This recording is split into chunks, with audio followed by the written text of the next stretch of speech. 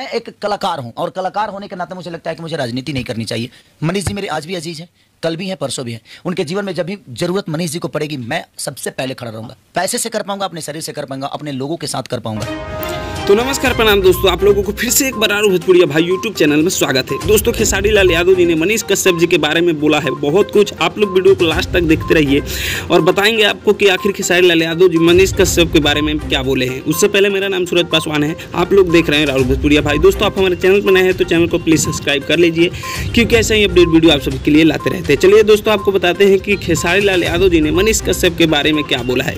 दोस्तों, आपको बता दें कि खेसारी लाल यादव जी का कहना है कि मैं उनको आज भी अजीज मानता हूं और आगे भी मानूंगा। दोस्तों, खेसारी लाल यादव जी का कहना है कि मनीष कश्यप को मैं नहीं छुड़ा सकता हूं, क्योंकि मेरे एक बोलने से कुछ नहीं हो सकता है। मनीष कश्यप जी को पूरा बिहार छुड़ा सकता है। और खेसारी लाल यादव जी का कहना है कि अगर पैसे से ज़रूरत हो, मेरे शरीर से ज़रूरत हो, तो मैं मनीष कश्यप के लिए हमेशा खड़ा रहूँगा। दोस्तों, आप लोगों का क्या कहना है नीचे कॉमेंट बॉक्स में ज़रूर बताइएगा। खेसारी लाल यादव जी सही बोले या गलत। मिलते हैं जल्दी आप सभी से नेक्स्ट वीडियो में, तब तक के लिए जय हिंद, जय भोजपुरी।